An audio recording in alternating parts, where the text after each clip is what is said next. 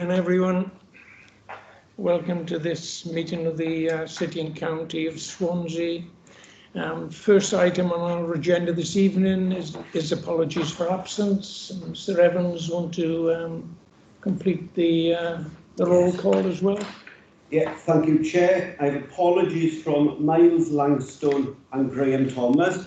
I will also read out your names so that I've got a record of all present. So if you can say aye if you're present, please. Cyril Anderson? Yeah. Peter Black? Present. June Burtonshaw? Yes. Mark Child? Aye. Jan Curtis? Yes. Nick Davis? Present. Mike Day? Present. Phil Downing?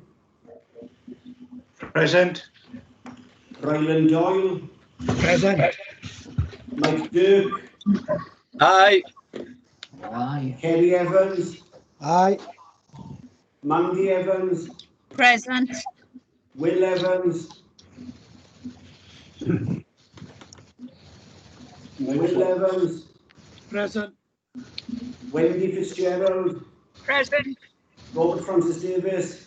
Present. Steve Gallagher? Present. Louise Gibbard? Present. Fiona Gordon? Present. Kevin Griffiths? Present. Joe Hale?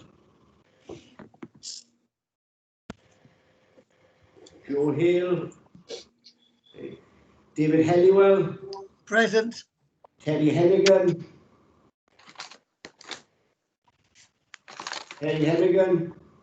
Yes. Was that you, Terry? No? Okay.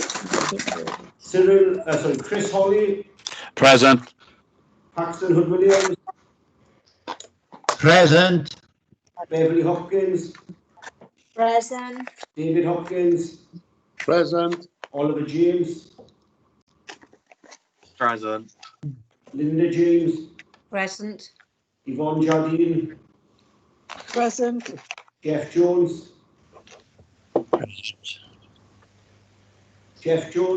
Present. Lyndon Jones? Present. Mary Jones? Present. Peter Jones? Present. Sue Jones? Present. Elliot King? Present. Erica Kirshner? Present. Andrea Lewis? Present. Mike Lewis? Aye. Richard Lewis? Present. Wendy Lewis? Present. Clive Lloyd? Present. Paul Lloyd? Present. You're on the phone. Irene Mann? Present. Kelly Matthews? Present. Peter May? Present. Hazel Morris?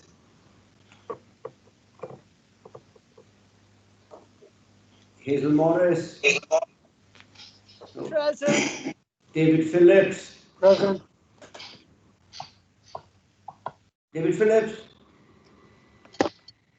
Present. Thank you. Cheryl Philpott? Yes. Sam Pritchard? Present. Alison Pugh? Aye. Jenny Verena? Present. Christine Richards? Present. Kelly Roberts?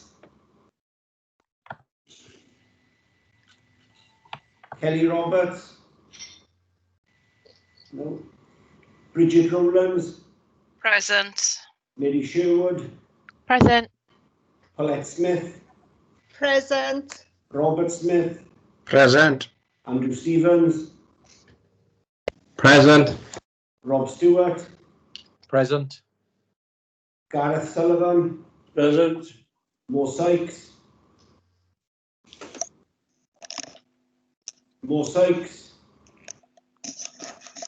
Gloria Tanner? Present. Des Thomas? Aye. Mark Thomas? Present. Will Thomas?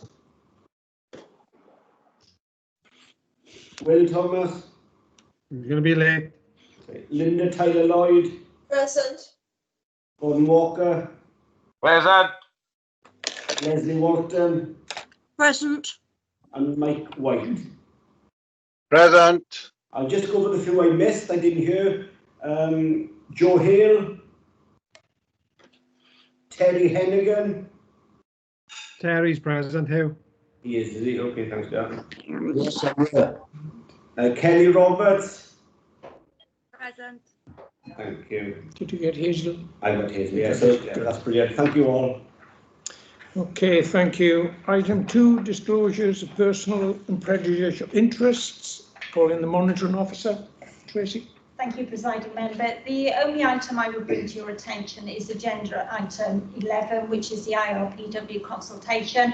As the consultation does contain reference to councillor remuneration, I would advise that we take a block declaration of all councillors present at the meeting for a personal interest only. It's not prejudicial, it will be a personal interest only.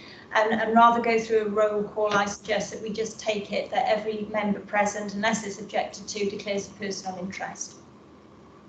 Okay, understand everyone declaring block interest for that item? Yeah. Thank Yeah. you. You will need to fill in the required form, okay? Yes. Are there any other declarations of interest? Andrea, do you have a? Andrea Lewis? Put your hand up.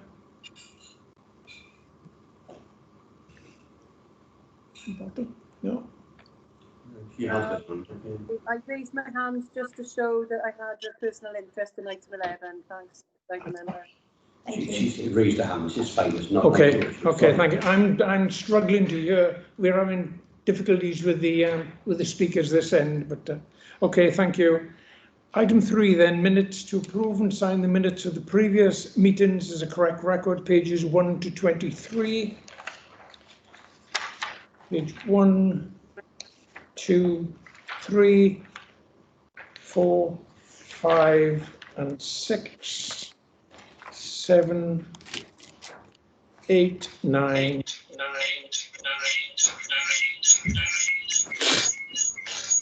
10, 11, 12, 13, 14, 15, 16, 17, 18, 19, 20, 21. Okay, are you happy with the minutes of the previous meetings? Aye. Everyone okay? No questions? Aye. Thank you. Okay, on to my announcements.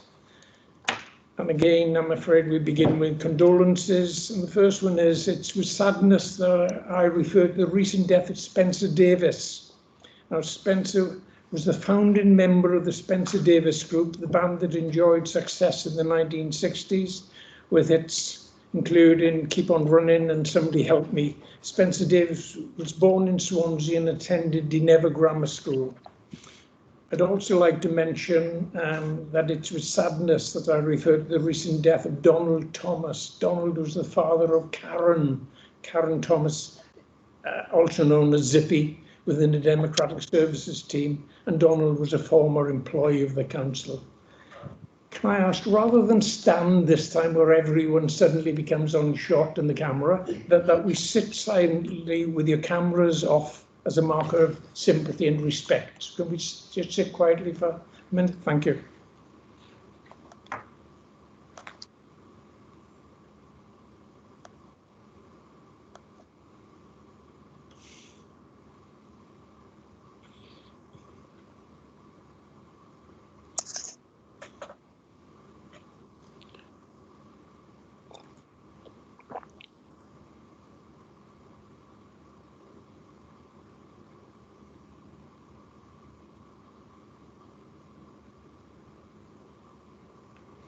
Thank you very much. Thank you.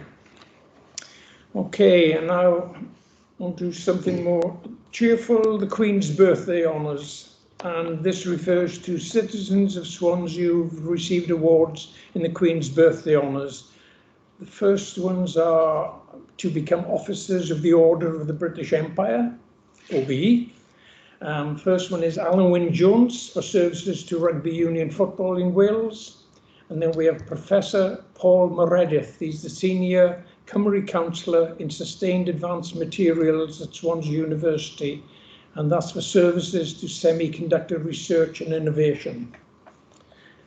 And then those that have received the Member of the Order of the British Empire, the MBE, goes to Glynis Irene Corr, services to visual arts in Wales.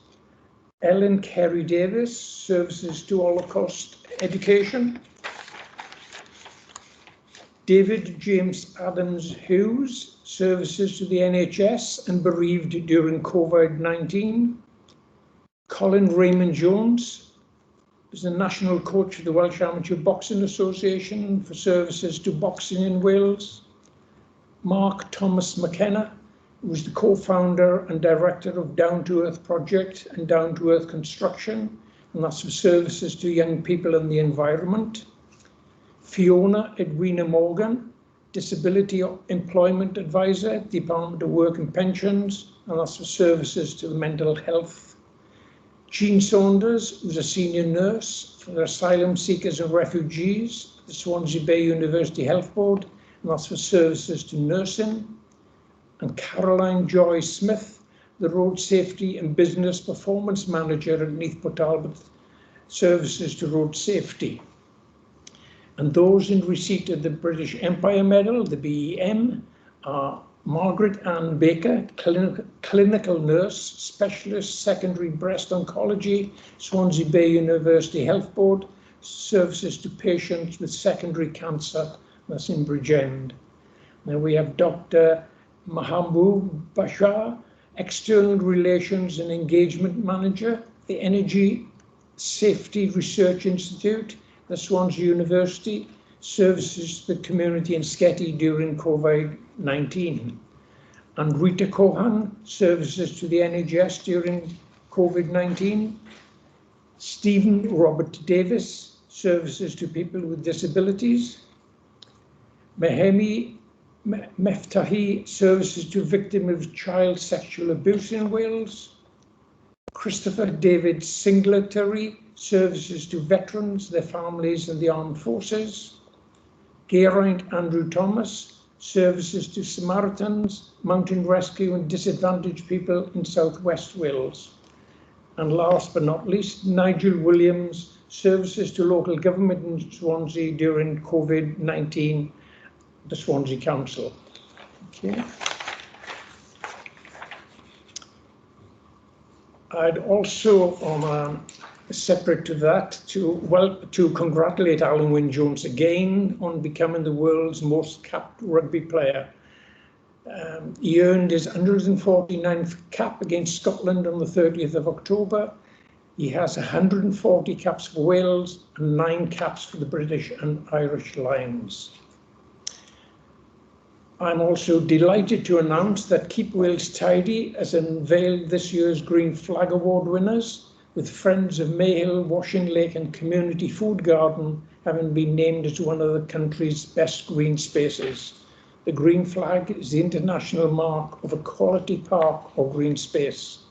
Friends of Mayhill, Washing Lake and Community Food Garden has achieved the prestigious Green Flag Community Award in recognition of its dedicated volunteer involvement, high environmental standards and commitment to delivering great quality green space. The group is responsible for 2 projects, taking care of a pleasant picnic area and continuing to develop a food garden. I'm also delighted to announce that a project run by the Dylan Thomas Service has won a UK National Award.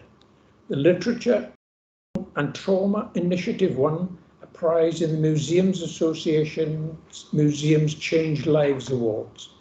The Creative Writing Scheme was named the best small museum project that delivers social impact. Literature and Traumas workshops allowed attendees to feel part of the wider community, to access cultural venues and to orientate themselves in a new city. The workshops have become a focal point and a safe space for a committed and gifted group from this often neglected community. And finally, I'd like to mention a sponsored walk that the Lord Mayor is doing in aid of his charity. And Mark's charity this year, one of his charities, is the Memory Choir. Okay, it provides music and singing to people living with dementia and is hugely enjoyed by them and their carers. It has continued operating throughout the pandemic by moving online and adapting a bit. And the Lord Mayor, Councillor Mark Child, is aiming to raise money for the memory choir by doing a sponsored walk from Rosilly to Mumbles, that's about 20 miles, on Friday the 13th of November, and he would really welcome your support. You can sponsor the Lord Mayor on the GoFundMe website, which is www.gofundme. I think you've been circulated anyway with the details of that. And I'm sure Mark would welcome it. If you felt like accompanying him and raising further funds, you could do that as well. So good luck to Mark. I'm sure he'll have his walking boots on that day. It's a nice 20-mile stroll. So well done. That concludes my announcements. Item 5 is announcements of the Leader of the Council. Leader, Councillor Stewart. Thank you, Presiding Member, and I certainly wish the Lord Mayor well on that walk. I understand he's not doing it in his ropes and chain. I think it'll be hard enough as it is, but I'm sure we wish him all the best, and I know I'll be sponsoring him and a number of others will be as well. In terms of my announcements today, if I can just start with the serious topic of the current situation with the coronavirus in Wales, specifically in Swansea. Those who've been tracking the figures will know that the infections per 100,000 are now up to 385 in Swansea, with a positivity rate at 27.1%. That means that over 1 in 4 of everybody who's tested is coming back as positive, and that tells us there's more virus in circulation. That obviously has led to not only the local lockdowns, but the national fire break, which has been in now for over a week and a half and will end next Monday. Very disappointing then that last weekend over Halloween, there were a number of individuals who chose to flout the rules, some deliberately, and working together with the police and our colleagues in the university, although these incidents were not limited to a small group of students, there were others as well. We are supportive of the action that those bodies have taken to reinforce the rules, because the vast majority of people in Swansea and the vast majority of students in Swansea are following the rules and doing the right thing. And it's been such a shame that a small number of very selfish individuals have chosen to breach the rules and to put not only themselves, but their friends, their families, and the whole community at risk. That cannot be allowed to continue, and I'm very pleased to see the action being taken by our partners and obviously by our own officers to ensure that people stay safe. The reality here is that nobody wants to be in lockdown or in restrictions for any longer than they have to be. But by following the rules together, we will all get through this more quickly and without the need for further difficult lockdowns. So I urge all of those who are not taking the virus seriously to really sit up and take notice and to follow the rules. On a more positive note, Presiding Member, you will know that the Welsh Government have announced further support for businesses across Wales and for the retention of jobs. And I can report as of today, the phase of NDR grants, national non-domestic rates grants, our fantastic team led by Ben Smith and Julian Morgans have already processed 3,622 grants totaling more than £11 million. That's money that will be heading into the accounts of businesses before the end of the week. And that represents more than 80% of the money that was awarded by Welsh Government to help businesses get through the difficult fire break. Of course, it's not just about supporting the businesses, but it's about the people they employ and ensuring that they can retain their jobs during this difficult phase. In addition, of course, we managed to successfully negotiate a discretionary element to funds this time to help businesses who would otherwise fall outside of the national schemes. And we've received over 745 applications for the discretionary element of the funds. And again, the team are making exceptionally good progress, and we've got about 150 of those left to go. And again, we hope to be able to make sure that those payments are with people again later this week, or if not this week, early next week. So can I just on behalf of Council, congratulate Ben Smith and all of the team there working so hard to make sure that businesses get the help they need at this time. And, you know, that is important that we do that because, of course, when the Welsh Government announced this much needed fire break lockdown to try and bring down the virus, it was unfortunate that they didn't get the cooperation and support that they asked for from the national government, because it is important that wherever anybody goes into a lockdown, that they should get the support they need. Workers in Swansea and workers in Wales deserve exactly the same support as those in the southeast of England or anywhere else in the UK. And I'm pleased to see that sense has now prevailed. But it's regrettable that worry was caused to workers across Wales by the fact that the Treasury failed to move fast enough in terms of putting that in place. And I hope there's no repeat. Obviously, with coronavirus restrictions in place until Monday, Remembrance Events this Sunday will be very different to those in previous years. Now, we've been working closely with the Royal British Legion to ensure that the events across Swansea will take place safely and appropriately under the regulations.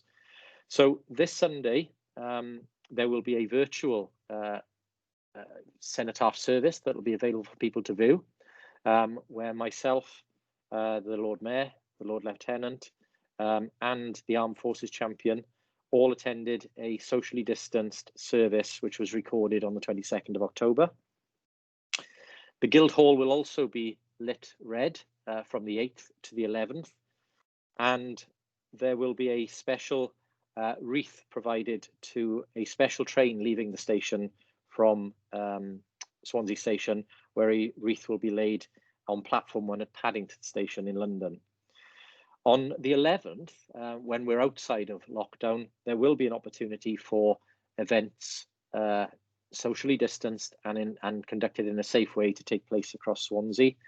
And those will include potentially a wreath laying at the cenotaph in Swansea, and obviously socially distanced ceremonies at local cenotaphs around Swansea. We will also be providing coverage of the BBC national service on the screen in Castle Square.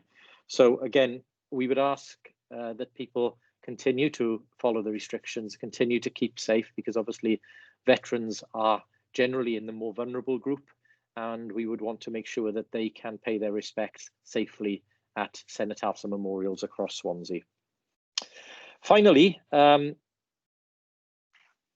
people will be aware that we have recently introduced a play fund, which is to the value of £1 million, and that is being used to provide new and enhanced play facilities across Swansea. We recognise that during COVID especially, people have valued and used the parks and play areas more than ever before. And I wanted to pay tribute to Councillor Francis Davis and Councillor Andrew Stevens, who I know have been meeting with ward members, and if they haven't met with you yet, they are coming to you shortly to discuss how best to deliver new or better play facilities in each ward across Swansea, so every ward will benefit. But of course, in doing so, this just builds upon what this administration has been doing for some many years now, and we have been investing through the education and leisure departments in new all-weather and 3G facilities across the county. Morriston and Penrose leisure centres had investment of around £1 million to provide new facilities for those communities. A new all-weather pitch at Pentre Havard has been delivered as part of the £15 million refurbishment of that school, and also all-weather pitches at Gorseinon, the new Gorseinon Primary School, which includes a mugger and obviously enhancements to the play facilities at the park there, as part of the £7 million new rebuild of that school. In addition, there's Tanner Lan, which will receive all-weather pitches on its completion in 2022, and Ysgol Gyfun Gwir will receive further pitches there, and also obviously the new facilities near Ysgol Gyfun Bryntawe. But I also wanted to mention tonight that we'll go further again, and I'm able to confirm that we can fully meet our commitment made in 2017, that we will deliver an all-weather facility into Pontedilys, and I'm able to confirm this evening that we will provide gap funding up to the value of £200,000 so that that facility can be provided for the people of Pontarddulais.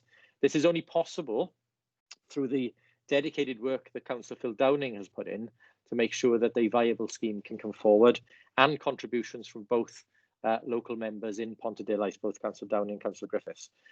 They will be using, as I understand it, both their community budgets and other funds to do that, and I'm sure Councillor Downing may want to say a few words about this.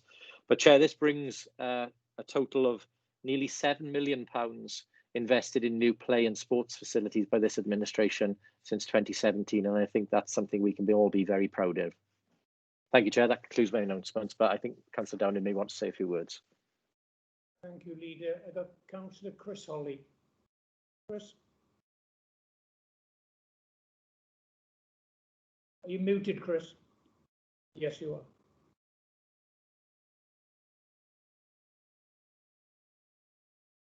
You're still muted. You can't unmute. I do apologise, presiding member, but I don't know what happened to the cursor. It disappeared somewhere. I find it difficult. Can I reinforce what the leader has said and thank Ben and his staff for the work that they've done to get these grants out, because I know there's loads of companies, and I've spoken to the leader about this, many companies throughout Swansea, and small, medium-sized companies who just were left, you know, in the limb because of this fire break, and it's pleasing for him to recognise the fact that the UK government has followed the Welsh government in its payment of reinforcing the fire break, because, you know, there was a lot of criticism of the Welsh government by certain people within the Assembly and right throughout Wales. And it has proven a fact by England following suit, and I think it's to be everybody's to be thanked. And I also wish to reinforce what he said about the abiding by the rules, because this fire break is so vitally important for us to have a Christmas which hopefully will have a little bit more relaxation in it of the current rules. Thank you, presiding member. Thank you, Chris. Councillor Phil Downing. Yeah, thank you, presiding member. Obviously, with a smile on my face, I'd like to thank the leader for his announcement of the funding for an all-weather playing surface at Pontarddulais Comprehensive School. We have spoken many times over the last few years about this, and this has the potential to benefit the whole community, as well as the students of Pontarddulais and the school's catchment area, which includes Pontliw, Tircoed, Grovesend, Penllygare and Llangefellach. And I'm sure the local members in these wards are as pleased as I am with the addition to the school. And as the leader has said, this announcement fulfills an earlier commitment made by the Labour administration. And just to repeat, that Rob says that the Cabinet introduced the play fund with monies provided to each ward. And I can confirm that I will pledge my contribution towards this scheme. Thanks again. Thank you, Councillor Downing. Councillor Kevin Griffiths. Yes, thank you, presiding member. I'd also like to say thank you on behalf of the community of Pontarddulais as well. Thank you, Councillor Stewart and your team. And it's something that we've been looking for a long time. And I will commit my share of my community fund towards it as well. Thank you. Thank you. Councillor Lyndon Jones.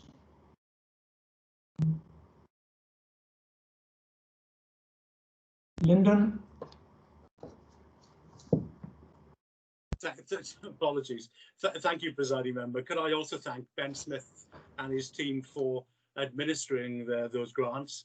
And I know the leader thanked the Welsh government, but I think we should also thank the Chancellor, because in reality, he's provided the £4.4 billion to help with COVID, protecting 68,000 jobs with a peak of 378,000 jobs in June, helped over 82,000 self-employed people, and backed 48,000 bounce back loans in Wales.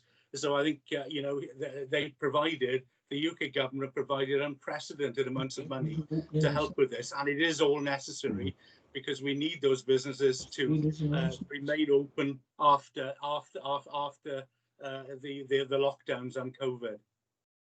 Okay, Councillor Will Thomas. Thank you, Presiding Member. Firstly, I'd like to, congratulate Robert Francis Davis and Andrew Stevens, councillors, on bringing forward the play scheme project, which I think is fantastic news for everyone in Swansea. There's not many things that people can do with their children and have a sort of free entertainment these days, and it's good to see young people out keeping active, and so that's a great initiative. So well done on that. I would just like to ask the leader. We've got the 3G pitch now in Pontarddulais going through, which is fantastic news for Pontarddulais. He did come down at the last election and promised that he would fund a 3G pitch in Mumbles.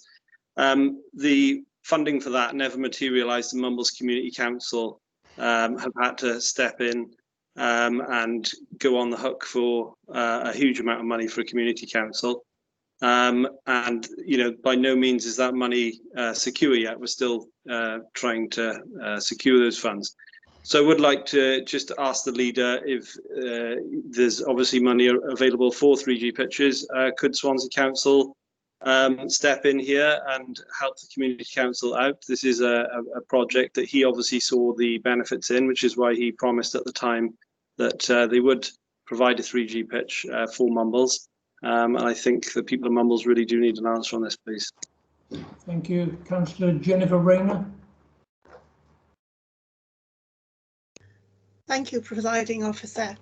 Could I also add my thanks, sincere thanks, to Ben Smith and all the officers of our council and our volunteers, because following the announcement by the Finance Minister for the Welsh Government that funds had been found to support free school meals throughout all the school holidays up to the end of the Easter holidays, we have had an immense logistical operation to actually deliver this to people's front doors during the holiday period.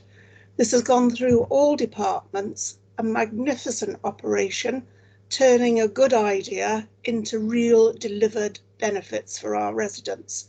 So thank you very much to all the volunteers and all the council officers who have stepped in to actually perform a magnificent job delivering free school meals.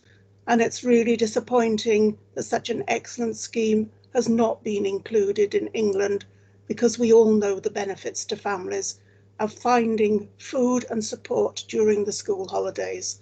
Thank you to all our officers and volunteers. Thank you, Councillor Rayner, and the leader to respond finally. Yes, thank you for that, Presiding Member. A couple of questions I think I needed to pick up there. Yes, I do take what Councillor Lyndon Jones said. Of course, there has been substantial support from UK government for various phases. I think the one thing that's obviously still a difference between Wales and England is obviously the free school meals support, and I'm very pleased to see that the Welsh Government have not only confirmed free school meal support for the current holidays, but all school holidays through Easter 2021, taking all of the worry away from parents who otherwise would be concerned that their children will not receive the support that they need during the school holidays for meals. I do hope that our friends across the border see sense and do this, because it is the way that we treat our most vulnerable is a measure of our society. I think that was a Gandhi quote, but I do hope that the government in London follows suit, because it does seem to me a basic thing to do in these challenging times. So very pleased that the Welsh Government have done that, and that again Wales is leading the way. In terms of Councillor Will Thomas's question on a pitch down in the Mumbles area, Councillor Thomas will know that we've been supporting the efforts of Underhill Park, and they've recently secured a significant grant there for facilities at the park. And we've worked very closely with Simon Chair and the other volunteers there to enable that to happen. We're supporting Mumbles Community Council in terms of their aspirations for a skate park. We've also supported a new 3G pitch at Bishopston. And as Councillor Thomas will be aware, that when we made that commitment, the Swans were in the Premiership, and there was a potential for us accessing the Premiership fund that's available to enhance sports facilities. Unfortunately, due to circumstances beyond this council's control, the Swans are no longer in the Premiership, though we hope they'll return. So what we're doing is working with communities and local members to look at more innovative ways that we can continue to enhance 3G and all-weather pitches across the city. I'm more than happy to have that discussion with Councillor Thomas if he can come up with a plan to deliver that. That's exactly what Councillor Downing has done down in Pontarddulais, and I know that in other areas like the new development at Dylan Thomas School, that has been a community-led initiative and a school-led initiative. So if Councillor Thomas can come forward with those ideas, we'll be more than happy to talk to him about them. Okay, thank you, Leader. Okay, and that takes us to public questions. We've had one written question. No, but it's not appertaining to anything on the agenda, so it's not allowed. Item 7, HMO licensing policy 2020. Councillor David Hopkins. Thank you, Presiding Member. It's with great pleasure I bring this licensing policy to you today. It's yet another tool in our armoury to try to help and assist HMO standards to improve day on day. This is a tool that we're going to try to introduce to work with landlords to push forward better standards within, doing health and safety, trying to get statutory obligation to provide carbon monoxide as well. What this has got some financial implications, but it will be self-funding. What we will be doing with the additional licensing fees from St Thomas and others, we would be looking at employing new HMO officers. This will take place at probably a restructuring of the department. The unfortunate thing is, at this time in organisation, probably the worst time to try to recruit HMO officers in the middle of a pandemic, because they are, excuse me, the very officers that are actually helping to control this pandemic. Sorry, I've got this. My asthma is playing up, so don't be alarmed. Hopefully, it's nothing else. But anyway, if I could go back to the thing, obviously the Appendix B goes through some of the feedback from the consultation.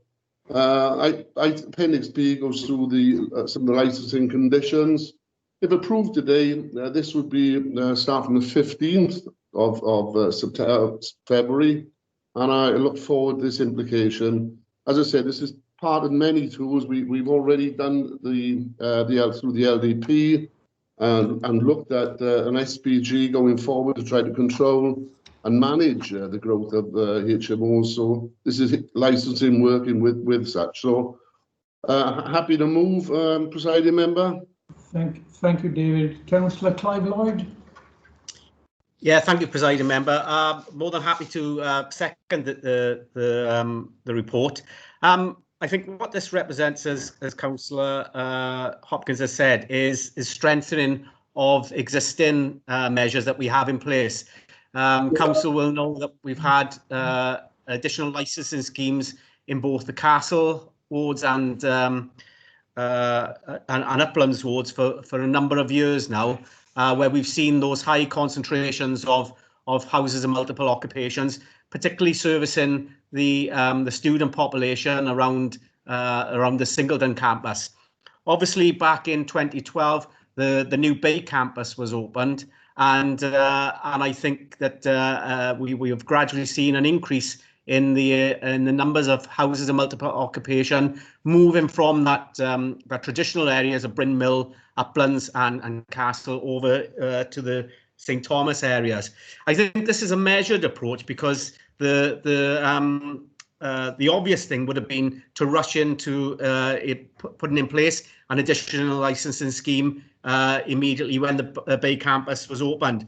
But in fairness to the officers, we've taken a measured approach, and we've not responded directly to the opening of the campus. What we've seen, we've given landlords an opportunity to manage the increase in HMOs in the St Thomas area over a period of time, well, best part of 5, 6, 7 years now. But what we've seen is that the as those numbers of HMOs have increased, then we're having the same sorts of issues that Castle and Uplands and the Sandfields areas, the Swansea, Bryn Mill, have been having for many years. Fortunately, we've as an administration, we put in controls on the development of HMOs, so we won't see the scale of concentration that we saw in Uplands and Bryn Mill. We have controls through the planning laws, which we fought to introduce, and I think this evidence-based report is rational, both rational and builds on the excellent controls that we fought for to be introduced through the planning laws back in 2016. So, in conclusion, it gives me pleasure to second the report. It's measured. I think it's controlled. I don't think it's something we can be accused of being rushed into. But what it will do, along with the planning controls that we've put in place, is ensure that both that the residents and the people that live in HMOs have some of the strongest safeguards and controls in the whole of Wales. And on that basis, I'm happy to second the report. Okay. Thank you. Councillor Peter May. Yeah, very happy to support this report. Important, even though there are stronger links in this report now to planning than there were in the past, because the legislation permits us to do that.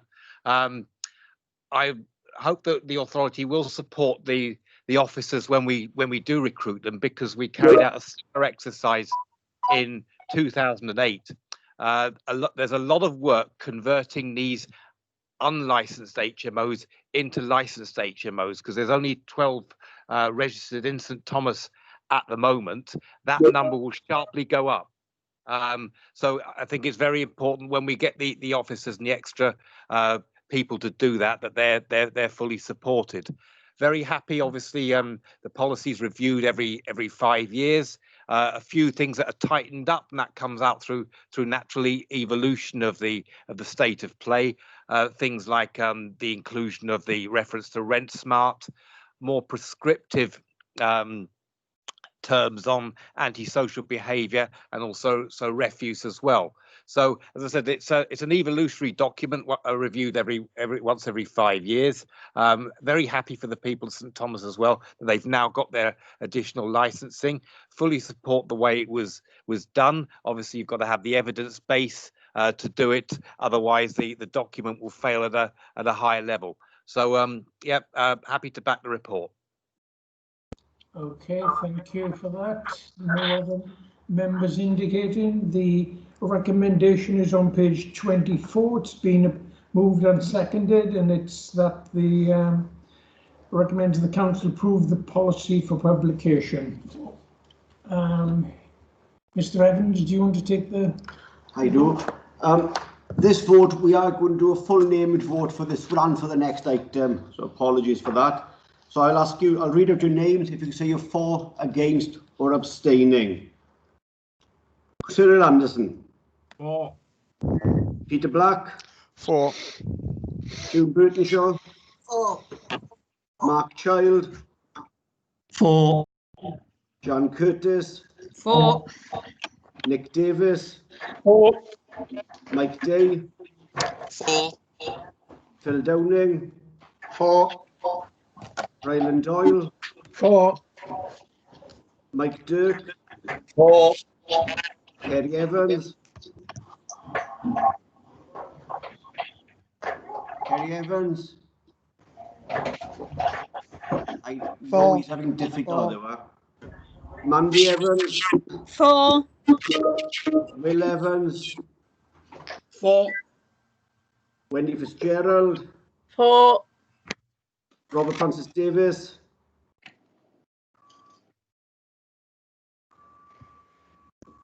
Robert Francis Davis.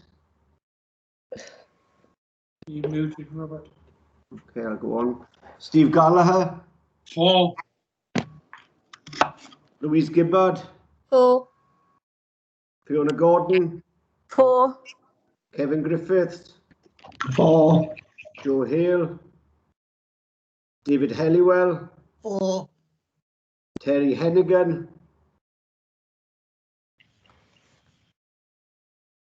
Terry Hennigan. 4. Chris Hawley.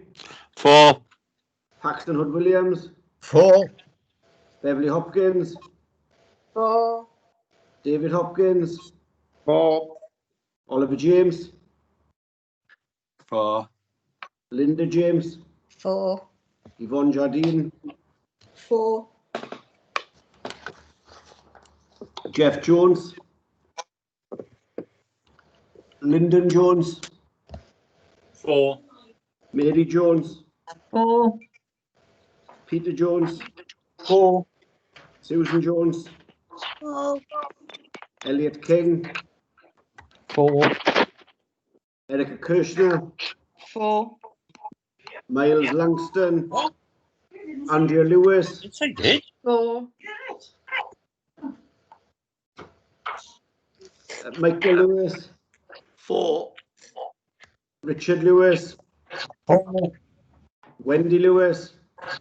4. Clive Lloyd. 4. Paul Lloyd. 4. Irene Mann. 4. Penny Matthews. 4.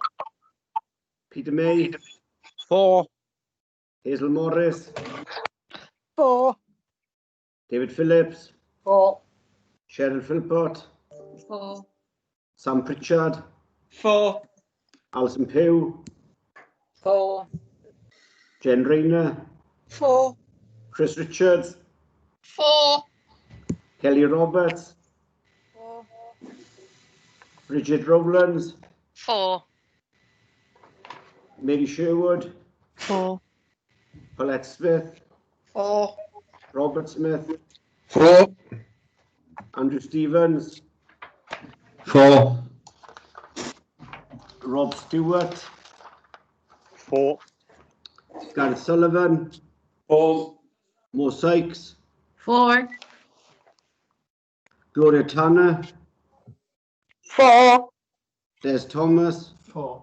Graham Thomas. Mark Thomas. 4. Will Thomas.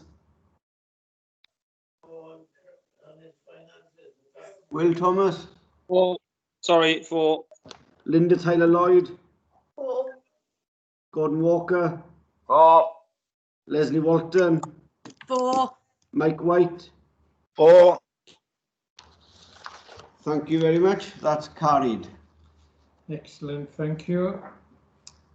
Takes us to item 7. No, item 8.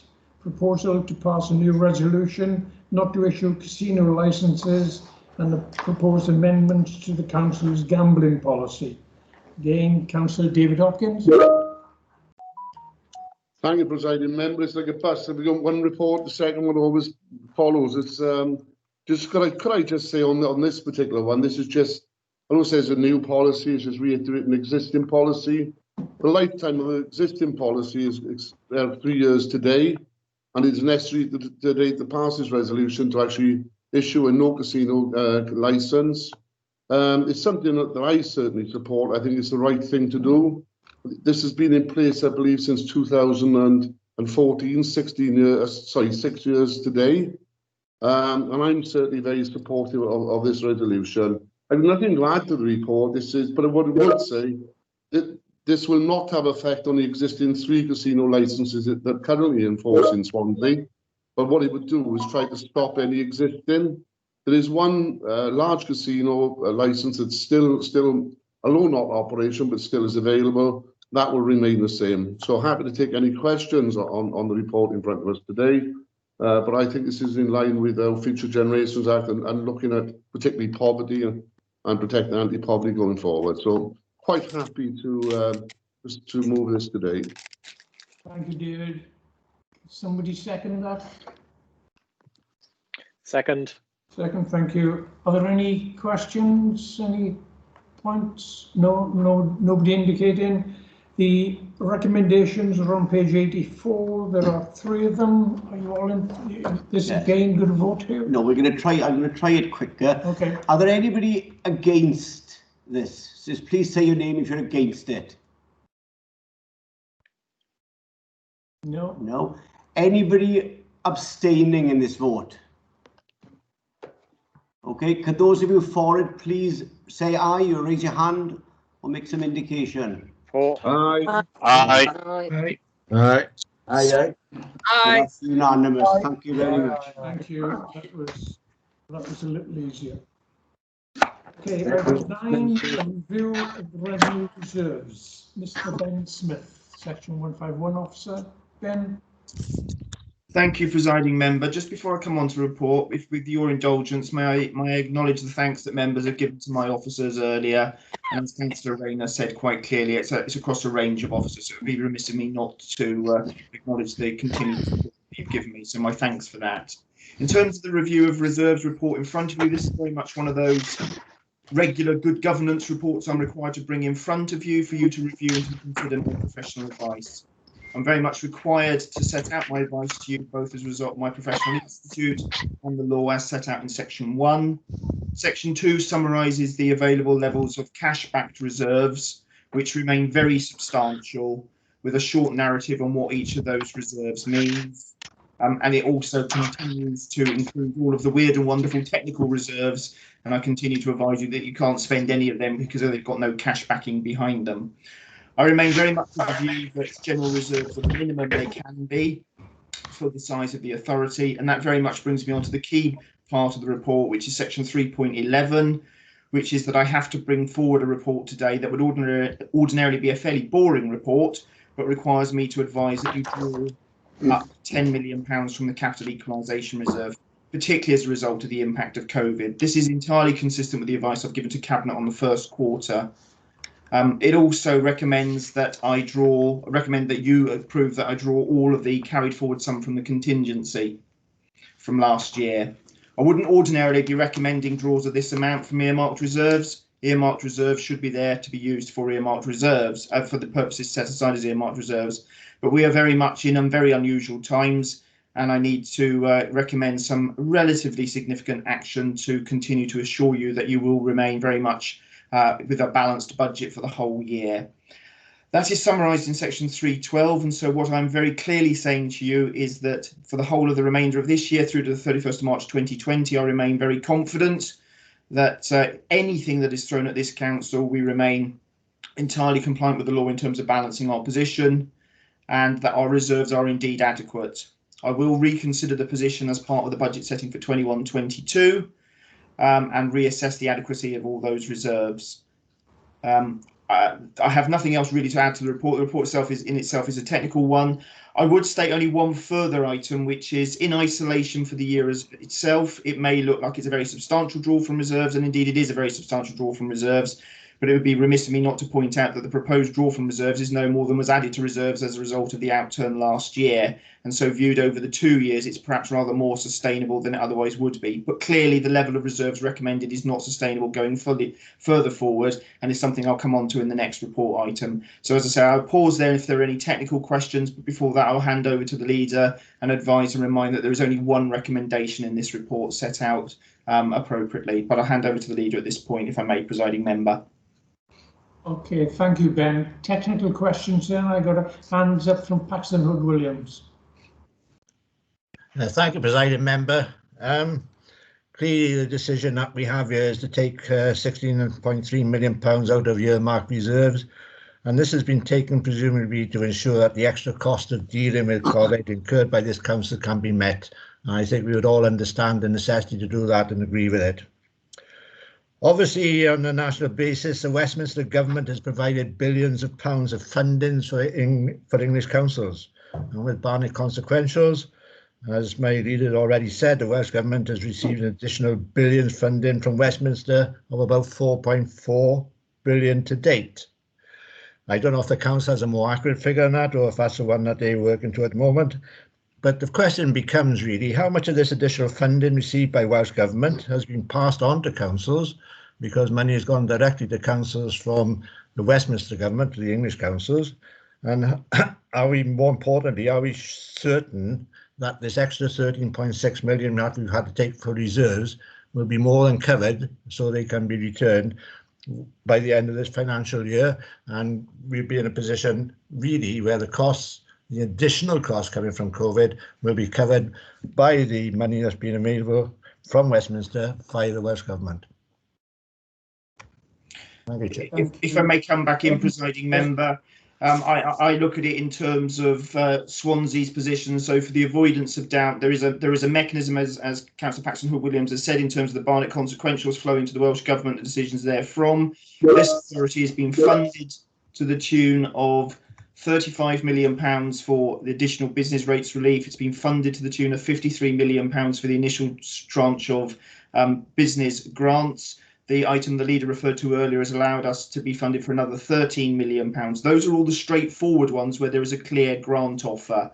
Everything else is a competitive process with all other authorities. And so it does mean, for those of you that may have read the Cabinet report on the first quarter, that there is a significant delay and uncertainty as to what this council or any other council will get. So at this stage, it is my judgment view that this is the maximum shortfall that we could see as a result of our claims for COVID and COVID related activity. There has never been an expectation that councils will be fully recompensed for all costs, be it in England or Wales. I very much hope that we can continue to bring that down, but I do need to prepare you for the worst, what I see as the worst case scenario in all eventualities, given for the bulk of the rest of the reimbursement, I don't have the usual certainty of a specific grant offer to Swansea. And so I only wanted to bring one report forward to you, which, as I say, is entirely consistent with what is set out in the report to Cabinet.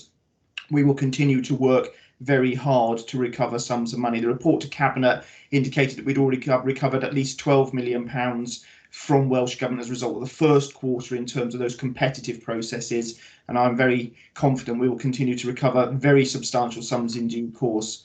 The one thing that does confuse people a little bit, I'm not suggesting that Cabinet or Council are themselves confused, but it's perhaps unfortunate for the wider public that almost everything that's reported in the media often refers only to England. Councillor Paxton Hood-Williams is quite right that there are consequentials and then there are decisions for the Welsh Government to take, but often the stuff that is reported in the mainstream media is often only related to England, and we don't always get the Welsh equivalent. So it's always wise, and I will continue to give advice, that whenever you read or see anything, I would advise all members to always just double check whether it does apply to Wales. Okay, thank you, Ben. Councillor Chris Hawley, technical question, Chris? I was going to say a bit, but it's pointless because Ben has covered it. Thank you. Good, okay. Thank you. Paxton, do you want? If I could just come back for a second, then, presiding member, I would be grateful just to say to the leader, I think, obviously there have to be major discussions between yourself and Welsh Government, and I'm sure the rest of the leaders of the other 21 authorities, and together with the WLGA, in terms of the political pressure that's been applied for this. Are you now in a situation to say you're going to be relatively satisfied with the degree of cover that we will get as a result of this extra 4.4 billion coming to Wales from Westminster, that it'll be sufficient, will be made available to that to cover more or less the bulk of the costs, if not all the costs of COVID and dealing with it? Thank you. Okay, thank you. Leader, Councillor Rob Stewart. Thank you, presiding member. In direct response to Councillor Paxton Hood-Williams' question, I don't think we can give that because that 4.4 billion covers a multitude of things, including grants and other aspects which we administer, but we do not use in terms of our services. What I can say is, look, the engagement and the discussions with Welsh Government and all of the ministers in Welsh Government have been unprecedented, because all 22 leaders of the WLGA meet with Welsh Government ministers on a weekly basis. We've had nearly, I think, every government minister in Wales discuss with us relevant areas of pressure and funding. My understanding is that our colleagues in the Local Government Association in England are looking with envious eyes because the engagement is not there. And I still believe that we are in a better finance position in Wales than our colleagues are in England. But as Mr. Smith has said, the process, which is an appropriate process, is that we submit claims to the Welsh Government. and then they consider those and then refund us. And we've been successful, as Mr. Smith has said, in already receiving significant chunks of money back for the first phase or the first set of claims. What I'm and my colleagues in the WLJ will continue to do is obviously ask for the best deal possible for Welsh Government, but all evidence at the moment from the way in which the Welsh Government has responded is that they are acknowledging and funding the pressures that we see. But that doesn't mean, as in the same that it can't mean the same in England. It covers every single pressure in every single situation. That is simply not how the government, either in England or in Wales, has set things out. But I'm as confident as I can be. And all I would draw people's attention to in moving this report is that obviously we have taken from the capital equalisation reserve previously, and we did so in order to build the Surge Hospital, which obviously may now be used in the second wave. And we did so in order to make sure that we could build that facility quickly and deliver it for the health service so that they were able to treat people should they need to. Had we not have established that capital equalisation reserve, we wouldn't have had the cash facility to do that. And again, as Mr. Smith has said, in terms of those repayments or those reimbursements coming back in, our intention will be to move that money back into reserves as soon as we are reimbursed. But in any process of this scale, there has to be some element of risk in there in terms of not absolutely knowing everything that's coming back at this point in time. But I share Mr. Smith's confidence that what we're seeing so far should give us a high degree of confidence that we'll get the majority of what we're having to spend on COVID back. Thank you, Leader. No one else is indicating, so the recommendations are on page 94. Been moved. Are you moving it, Leader? Yeah, I moved the report. Thanks, President Member. Recommended that Happy to second. Made in this report, sections 3.11 and 3.12 are recommended to the council. All in favour? Aye. Those against? Anyone abstaining? I can see Councillor Pugh has got a hand up. Sorry, do you want to speak to her first? Councillor Pugh? No, I wasn't. It had already gone up. Sorry for yes or no. Okay, I take it you're all for then? Yes. That's Okay, unanimous. Thank you. Item 10 is the midterm budget statement 2020-2021, and it's a verbal report again by 151 officer Ben Smith. Ben. Thank you, Presiding Member. I'm afraid I find myself in an all too familiar position of having to give you a verbal update on the midterm budget position. I am about to make a number of short, fairly sweeping, bold statements for an officer. I will try to stick to the facts as I see them, which is after all my job, but they may be construed by some as more than that. I'm going to be deliberately blunt in my opening remarks for effect, because I do believe it will impact upon your ability and my ability to do the best you can for Swansea when it comes to making local decisions. Clearly, everyone faces difficult choices at the moment, whoever and whatever they are. And of course, it can be all too easy to snipe from the sidelines at what the UK government does or the Welsh government does, what the council has done, etc. Needless to say, the position is, shall I say, somewhat diplomatically, constantly evolving. The national budget has been scrapped. The comprehensive spending review has been scrapped. The one-year mini spending review has been postponed until near the end of November. Not unsurprisingly, Welsh Government has postponed its budget publication, and we may now only know the settlement as late as the 22nd of December. The Welsh Government, to be fair, acknowledges, albeit with somewhat understated irony, that this may cause some difficulty for local authorities who do have a legal process to go through in terms of widely and appropriately consulting on setting their own budgets. My advice to you is, indeed, it does. Whilst in one sense delay and outright disappearance of political and economic set pieces is justified due to COVID uncertainty, the slight cynic in me can't help but thinking it conveniently avoids anyone having to face the longer term harsh realities that the country is likely to face. The hundreds of billions of pounds necessarily put in will have to be repaid by us all at some point. The outlook is uncertain, to say the least. No political or economic commentator sees the medium term, by which I mean around the mid-decade, as offering anything other than a clear need to raise taxes, to see through real terms cuts to public sector financing, or more likely a combination of the two. Equally, I see no one arguing for anything other than short-term, very large state intervention as constraints are imposed on all of our lives and economic activity.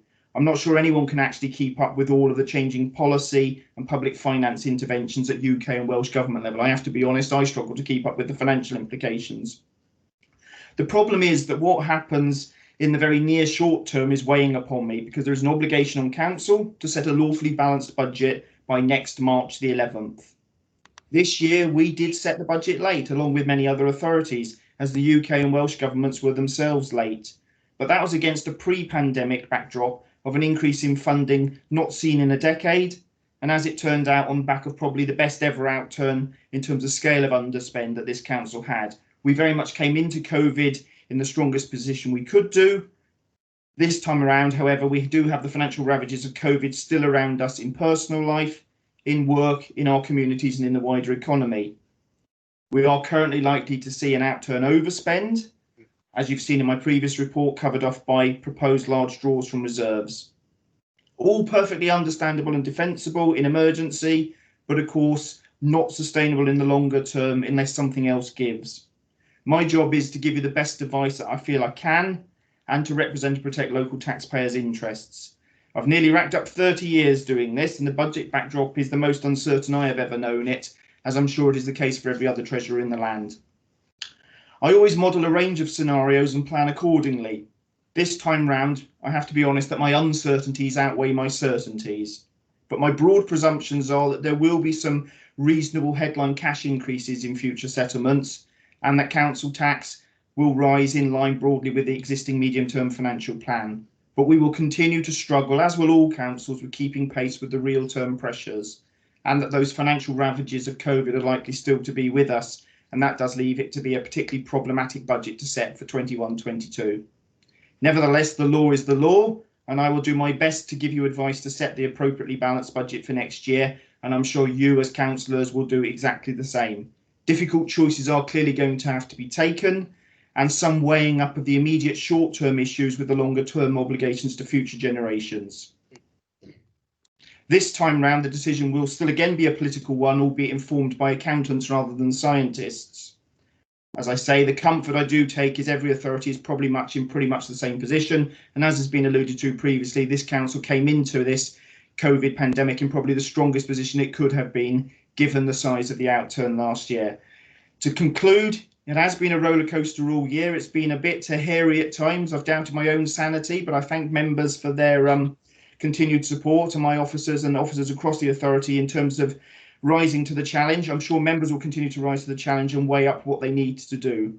I make no apologies for being slightly pithy in my comments. It's deliberately so, as I say, because I think it does impact upon proper decision making and taking locally. But I will end at that point and hand over to the leader if he wishes to add. Thank you, Ben. Pithy comments as well. Let's have the leader then. Leader, Rob. Presiding member, if it's okay, I'll reserve my comments. Perhaps you might want to take technical questions to Mr. Smith first, perhaps. Yes. Are there any technical? I've got some hands up. Chris Ollie, Councillor Chris Ollie. No, it's just I don't want a technical question. It's just I want to say something about what Ben has said. Yeah. Okay, Councillor Will Thomas, technical Will. Yes, it is, Chair. Yeah, thanks, Ben. And I think I speak for all the council. I say we're extremely lucky to have you, and this council's budget, I think, is in extremely safe hands with yourself. Obviously, our debt situation in the council has implications, our loan repayments and interest rates. I was looking recently at the Public Works Loan Board, which obviously for capital projects that we borrowed 2.6%. I think, well, sorry, I was looking at the 30-year repayment at 2.6%, and then I see a 30-year gilt yield at 0.764%, and the Bank of England base rate at 0.1%. And I just can't help but think, why do councils pay so much money to borrow when they're good, they're good, they have good credit. Why is there not a cheaper funding solution for councils to borrow? And is there any other options of looking into or pressurising governments to change this? Okay, I'm sure Ben can answer that. Ben? I'll stick to the technicals. I suspect there'll be some further comments on this one in a moment too. Authorities do have options to borrow elsewhere, but they are relatively cumbersome and expensive to set up. It's normally relatively straightforward to do plain vanilla PWLB, which is technically priced against the underlying gilt yields.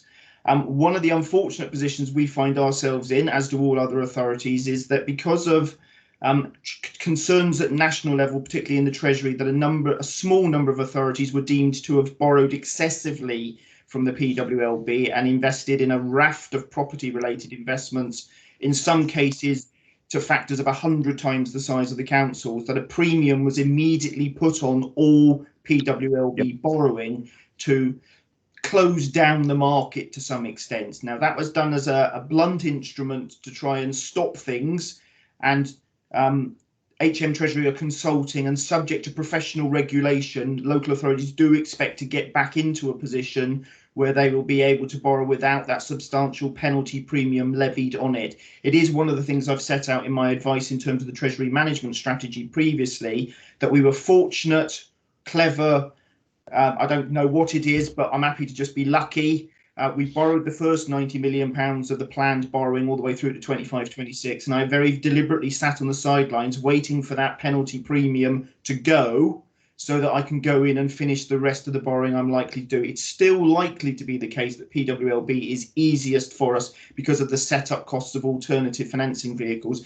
And I have to say I'm a fairly traditional plain vanilla type of treasurer, which is, if it's too complicated for me to understand, I don't want to do anything that's too esoteric. So once that premium has gone, I'm likely to go in for the rest of the money and go very, very long again. As you'll be aware, when I've reported previously on my advice in terms of the Treasury strategy, every time I've gone and tapped the PWLB for my longer term capital borrowing, I've been able to substantially bring down that pool rate from rates that any of my predecessors have had. So that's still very much likely to be the strategy. The consultation is due to end shortly. Again, with everything else that's going on, I think other things have distracted it. But I am looking forward to the day that the premium goes, and I am likely to be in filling my boots to ensure that I've then secured what will be very still historic low rates for certainty. And I'm likely to still go at them nearer the 50-year end of the market, because an awful lot of the things we're building, schools, city centre, are assets that have got that sort of life, and that's a more appropriate way of matching the full cost of servicing that debt with the assets that future generations will benefit from. And that was also the reason for bringing forward the MRP review, a very technical document, but again, to give that certainty of repayment over a life commensurate with the life of the asset. So my apologies for a fairly long answer, but I think it was important that I did refer to it. So hopefully that's helpful, Councillor Thomas. Yeah, so if I could just come back quickly, Chair, on that.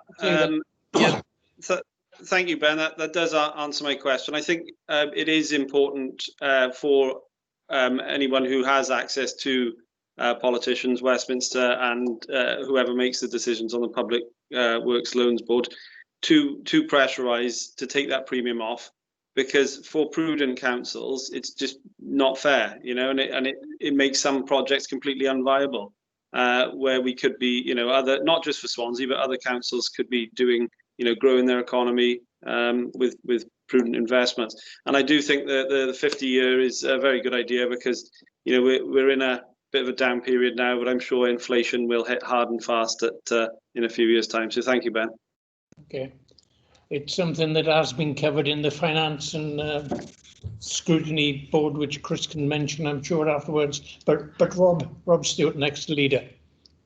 Thank you, Presiding Member. Yeah, I mean, I haven't got a lot to add to what Mr. Smith said on the actual report, because he was, I think, very clear and very blunt, which is, who'd be a treasurer or a finance cabinet member or a chancellor in this day and age, because it's almost impossible to map out exactly where we're likely to be in a few months' time. But I think what Mr. Smith has done is as usual, he's brought the clarity around where the risks lie and where the options lie.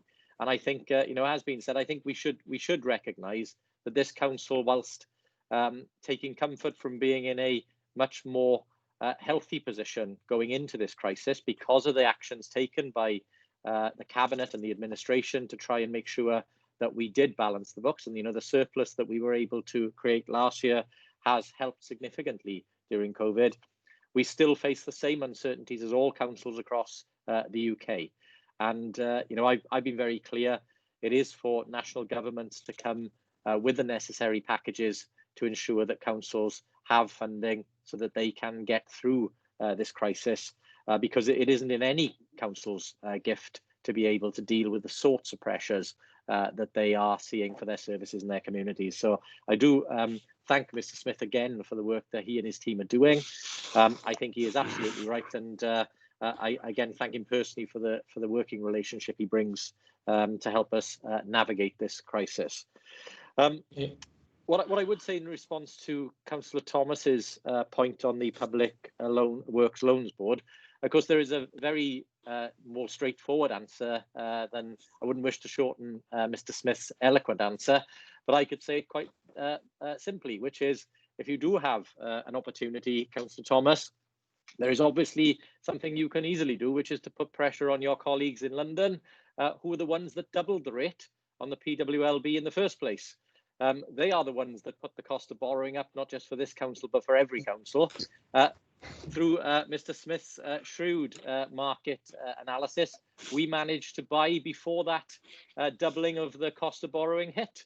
So we were able to avoid those costs that unfortunately many other councils are now having to bear along with the COVID crisis. So again, a bit of shrewd financial work by Mr. Smith and his officers to make sure that we did our borrowing at the lower rate. I think that, if I'm right, Mr. Smith, that avoided £45 million worth of cost to this authority in terms of what we would have paid under the new higher Tory rate of interest. So very much welcome your help and assistance, because as Mr. Smith said, we do want to do more. We do want to invest more. We've been a very interventionist and a very bold administration in terms of what we've invested in, what we've delivered and what we're building. And of course, as Mr. Smith said, where the opportunity to borrow at a much lower rate comes along, we will take it.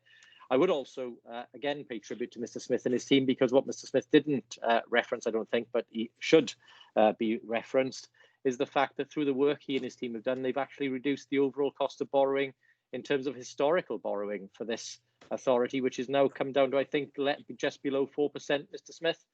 And again, that's paying off the cost of borrowing that was taken out by the previous administration, which obviously is historical borrowing that we could now pay off and then refinance at a lower rate. So again, kudos to Mr. Smith and his team for leading on that as well. Thank you, Leader. Councillor Crisoli. Thank you, Presiding Member. I'll be very brief, because I think the answer that Ben gave to Councillor Thomas was, I know, a bit long, but it was very informative, and I think to be thanked for that.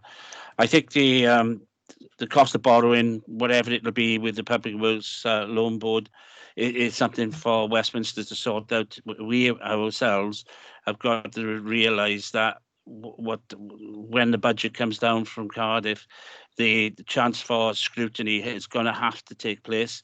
And I think we are going to be in a position where it's going to be probably done overnight, because the timescales are going to be that tight. If we are having some form of indication on the 22nd of December, then obviously it's going to be in January when we go out for consultation. So again, it's going to be very, very tight, and I hope that we get the opportunity to have a proper scrutiny of it. You were right about a lot of the comments that Ben has made, Ben Smith has made, were brought up in the Finance Scrutiny Board, and it has been very informative. And I know yourself are on there along with Councillor Phil Downing and Jeff Johnson and others, and they've had a lot of the answers back from the questions that Councillor Thomas brought forward. And I thank Ben for his frankness and his honesty in coming forward with that report. Thank you, President. Thank you, Chris. Councillor Paxton Hood-Williams. Thank you, presiding member. Just to come back quickly to say, I think it's just a little bit disingenuous of the leader to try and blame the Tory government for putting up the interest rates. He knows full well, as Mr. Smith fully explained, it was due to the abuse of the system by the few that, as usual, the many had to suffer. And it is a temporary situation, hopefully, because Mr. Smith has already indicated that they seem to be very close to a decision to bring it back down. So I think that was slightly disingenuous. Where I wouldn't be disingenuous is also to say thank you very much to Mr. Smith for his department and the work that he does as well. Thank you. Okay, thank you. Okay, that was a verbal report. Item 11, Independent Remuneration Panel for Wales, the draft annual report 2021-2022 consultation. Mr. Evans. Thank you, presiding member. This report, this is a draft consultation response proposed to the IRPW. It's been discussed at the Democratic Services Committee, and this is these are their recommendations to you all. They're outlined in Appendix A to the report. I have nothing further to add to what's outlined here. Are there any questions? Any points of view? Nothing. Okay, there's a recommendation on page 120. That's come from Democrat. Was there a chair? Okay, shall I just say then? Somebody going to move? Was there a chair of that? Councillor Linda James was the chair of the committee. Linda, are you there? Yes, I've managed to unmute now. Can I move the recommendation, please? You move it and somebody else on that committee second it, please. I'll second it. Thank you very much. It's been moved and seconded then. All in favour? Or anyone against? No, no one indicating. No abstentions? No, and I assume we're for it. Okay. Yes. Okay. Item 12, amendments to the Council Constitution. Monitoring Officer. Thank you, President Member. I'll be very brief on this. It's a report simply amending the Constitution following some officer structural changes. It's for information report only, and there's no need for a decision. Okay, thank you. Any no questions, comments? That's for information. Thank you. Item 13, membership committee. Councillor David Hopkins again. David. Yeah, thank you, presiding member. I'd like to put forward there's two names that's been put forward, which is to replace myself, to take Clive Lloyd off and to add myself onto the Chief Executive's President Remuneration Committee. I believe there's been two names added, I believe, by Mike Lewis this morning, which is to take Erica Kirshner off Scrutiny Programme Committee and replace with Councillor June Burtonshaw. I so move. Okay. Thank you very much. Okay, that's information. No, it's for Does that need there's a seconder? vote. Yeah, it needs a vote. Yeah, as well. Seconder as well. Somebody second? Yes, I second. Thank you. Second. Anyone against? Any abstentions? Then I assume you're all for. You've got to ask if they're Okay, for. are you all for? Yes. Aye. Yes. Aye. Aye. Great. Okay, item 14, councillors' questions. First one, Councillor Jeff Jones. Jeff's not with us, I understand. Mary Jones. Yes, they are. Jeff is there. I haven't seen Jeff, is he? Yeah. Is he? Sorry, Jeff, do you have a... Yes, I do actually. Thank you, presiding. Yes, I have been very quiet this Oh, week. you haven't seen you this. Haven't you? Oh, Yes. yeah, anyway, thank you, presiding member. Can I thank the cabinet member for generally a positive response, especially in relation to the application to Welsh Government for grant funding regarding Kilay Square. This problem has been going on for some years, and businesses, residents, and I'm sure the fire service will breathe a sigh of relief when this problem is resolved. We do, however, have other flooding problems that need to be resolved, and we will continue to work with officers as we are aware that some residents are living in fear every time we have a downpour. Can I also ask the Cabinet member, considering the state of a number of drains that need attention, can I assume that over the course of the 3-year period quoted, that all drains will have been cleared? Thank you, Presiding Member. Councillor Mark Thomas to respond. Yes, thank you, Presiding Member, and thank you, Councillor Jones, for that. Yeah, that's yes, as it says in the report, all drains are cleaned at least. Please, it's important I stress this point. Although it says in the report that drains are cleaned every 3 years, that's at least every 3 years. So all about 40,000 drains. But what we do, we've got a priority programme. So we know all about flooding hotspots and where we get issues. And some drains are cleaned, and I'm sure some councils will be a witness that themselves have been get cleaned several times a year. So where we've got particular issues, particular hotspots, they get cleaned more frequently, but it's a minimum once every 3 years. Okay, thank you. Councillor Chair, somebody's sharing their screen, if they can turn it off. Sorry, somebody. Jan? Yeah. Jan, me, how do I knock off? Up to the little box next to your leave box, there's a cross in a little box. If you click on that, you'll. Right, okay. Hang on. Is it off? No. Hang on. Yeah. Councillor, if I send you a message, I've sent a message, just press approve and I'll get the control back. Okay, thank you. Okay, in the message box. I think it's David Halliwell.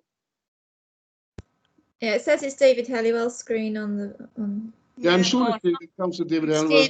I think it is David Halliwell because his photo came up across the screen. Yeah, it's not. Sorry, Right. guys. I thought it was me. Sorry. Okay, we're okay now. Right, Councillor Mike Day.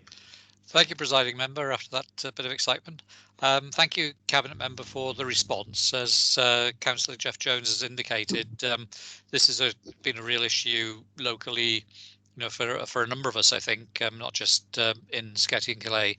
And there is obviously linkages between things like, for example, the street sweeping, weed control, as well as the gully emptying and drains. It's very clear from the answer that there's much more of a systematic approach that's been adopted to dealing with the gully emptying and drains. Would it be possible for us to find out a bit more? Obviously, it can't be done during this meeting, but to find out a little bit more about, first of all, how the relative importance has been determined when looking at the 40,000 gullies, and whether it's possible to have a breakdown of the number of gullies in each ward that are scheduled for 3-year, 1 year and 6-month cleaning. The other question was just related to the last point in the response A, which talks about an additional gully tanker and crew have been funded to deal with reactive reports. I suppose just a bit of tongue-in-cheek is, so what happens if there are no reactive reports? Is the gully emptier, gully tanker having to stand by, or can it be used for the scheduled emptying of the gullies? Thank you. Thank you. Councillor Mark Thomas. Yes, thank you, Councillor Day. Yeah, I think certainly on the first part of the question you asked, that would require a written response. It's quite a detailed response, and as you said, for 40,000 gullies, that information is not easily at hand. So I will arrange for a written response to that. On the I think it's the way that my response is answered there. We purchased the extra gully because of the having to react to the increased events. Okay, so the number of occurrences of flooding because of global warming, climate emergency. We've definitely all seen that ourselves in the last year, 2 years. The number of incidents occurring is increasing, and we've addressed that this year. We committed extra money through our budget. One of the extra commitments was the extra gully tanker and crew. That tanker is already in operation and is providing more coverage. It was purchased to deal with the increased number, but I can assure you that that's fully utilised as we speak. that's fully operational, and we've also put extra measures into increased usage of our street sweepers. So they are out, instead of working 8-hour days during leaf fall, particularly from September through to December, we have got them on 12-hour shifts to tackle, because that's the critical point around when the autumn, when the leaf fall occurs. So we've taken 2 major steps there, which we anticipate that we will see benefits from, from now and going forward. But those are definitely aimed and directed at these, the extra occurrences that have occurred with flooding issues across Swansea. Thank you, Mark. Thanks for Peter May. Thank you very much. I firstly want to pay tribute to the gully cleaning team, because they do work in all weathers, and they're obviously more challenged when we do have these wet weather outbreaks, which are becoming more frequent as we speak. A couple of technical questions. As you said, normally as ward members, we act to reactive complaints from residents, possibly because their properties are being water's coming into their properties, or there's pools of water in the road. Is it possible? I find it sometimes difficult to describe the actual location of the gully. You have to either say it's outside this number house or X number house. Would it be possible for the cabinet member, say, to circulate a list? There might be a logistical list here of a map of gully, so we could reference it by, say, it could be gully AO73 or something like that, so it could be fed back to the team for an accurate placement, because we've often had wrong gullies cleared or something like that. The other thing is I do appreciate that some gullies are cleared out more than others. Is some of the cause for the frequency the actual infrastructure underneath the road? For example, is the bore big enough to take the storm water, etc., or does some investment need to happen? Otherwise, the gully will have to continually be desilted because it can't cope with the flow. And are we in negotiations, say, with the water board for liability on this, so that we get an effective system? Thank you. Mark? It's okay. Yeah. On the first one, again, that'll require, I'll have to give a written response, because I'm not quite sure about how easily transferable that information that the service holds. I mean, I'm happy to do it, but I will have to check with the service about their identification method and getting that out to ward council. So I'm happy to comply with that request, but obviously I'll do it in a written format. In regards to the second part of the question, yeah, I suppose the way that the gullies are currently treated is based on the experience that the service has. So where they get repeat call-outs, etc., is where they will focus attention, obviously, and the ones where don't cause so much problems end up just being cleaned once every 3 years. The causes are varied. It can be anything from, at this time of the year, leaf litter. It can be more or greater underlying problems that need structural repair. And so there's a mixture. There's no one answer to any of this. What we are doing, and I think in my answer, in response to the question raised by Councillor Jones, was there are some big structural issues with some of our drainage work. So if you look at Calais Square in particular, that to put that right requires a massive investment. So what we do in those cases is we look to Welsh Government, we apply for grant funding to be able to facilitate those.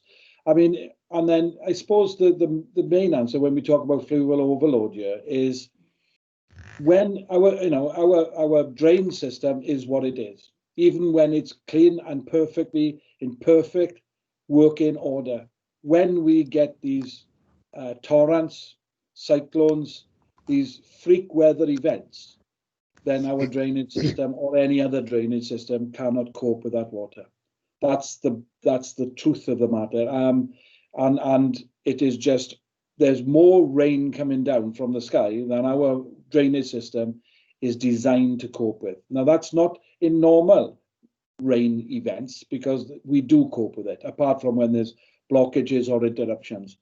But in very extreme circumstances, like we've had on 2 or 3 occasions this year, then the capacity is not there within the system during that down. When we are getting 1 month's rain in 24 hours, it just cannot cope with those, and nothing we've got and can design can fix that. And so that is a huge undertaking, and we possibly talking at, I don't know, replacing all or most of our infrastructure to be able to cope with that. So that's the size and scale of when we get those events. Okay, thank you, Mark. Right, question 2, Councillor Chris Holly. Right. Thank you, Presiding Member. I have got a question for the Cabinet Member. In the response, you've got 24th of August to 15th of November, period of 12 weeks, rents are being charged at 70% of standard rate. I appreciate that this, the lockdown that we're going through now may not be included in that time period and this written answer, so I was going to ask about that. Thank you very much for the information about Llanelli and Carmarthen, but it doesn't really matter to Swansea, does it?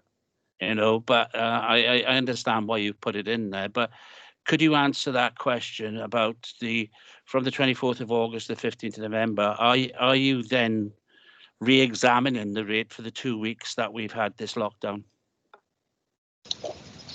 Thank you, Councillor Robert Francis Davidson. Yes, the reply was given. The process of set dates for questions to come in and for answers to be prepared.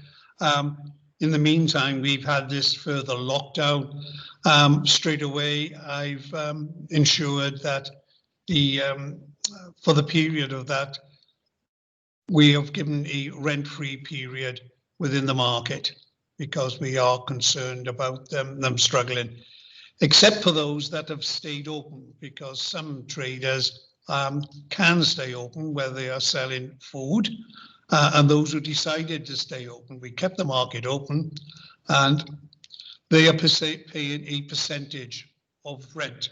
So that was a decision that those traders could make, either to close and take the rent-free period. They're also entitled to a sum based on the rateable value. Every single business in Swansea with a rateable value had a check sent to them almost immediately from, as was said earlier, over 3,500 amounts of money went out to businesses straight away, and others are receiving tops up on this depending on their rateable value. So I'm glad to say, yes, we are supporting our market traders. And in fact, I am told that we have been the most generous of any city in the United Kingdom on the way we've supported markets. Okay. Can I thank you for that answer, Councillor Francis Davis. It's very very heartening to hear that we are supporting our market, which is at the end of the day the jewel of the crown in Swansea, as you well appreciate, and I know you've said it in the past. The one thing that I am aware of is that some of the stalls in the market, because of their size and shapes and what have you, don't pay business rates as such. And I was wondering if we, not for an answer today, if we could have a look at that at some time in the future. And also, I think some of the businesses and charities that have got over 50%, over 50,000 rateable value have not received any finance at all. But that's a separate question for the future. But thank you for the answer on the dates between the 24th of August and the 15th of November. There are indeed some anomalies where table traders who pay a rent but don't pay rates fall outside the scheme of central government and Welsh government scheme, that they can't get that, they fall between the both, and it is very unfortunate. Funny enough, it was only today that I wrote off to officers asking what help we can give, because there's not a lot of them. I think about 90% of the market traders have rateable values, but even if it's 2%, it's still, you know, a problem for those 2%. So I'm looking to see if we can help those in some way as well, because they are important. You can imagine some of the table traders have considerable size table trading, and they are bigger than some of the stores, in fact. But we are looking at that matter. You can just imagine the amount of applications coming into us is just tremendous. But we are doing all we can to help not just the market traders, but all businesses within the city and county of Swansea. As you know, we were the only council to help people trade outside of their premises, and we had over 200 applications to help people be able to trade outside as well. So I think our record has been good in these unprecedented, really difficult times. So I thank you for your question.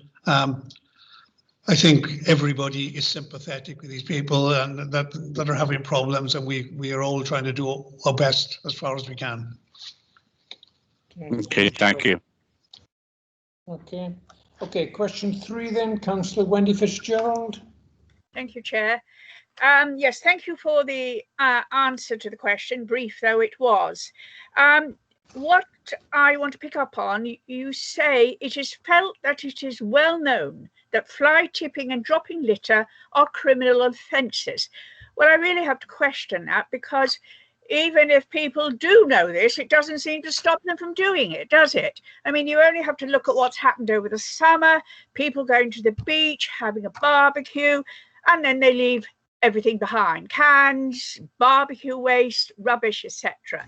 And then you've got drivers, passengers in cars, they go to a takeaway place, eat the food and throw the packaging out the windows. And, you know, we're in COVID now, and what do you find on pavements and roads? Masks.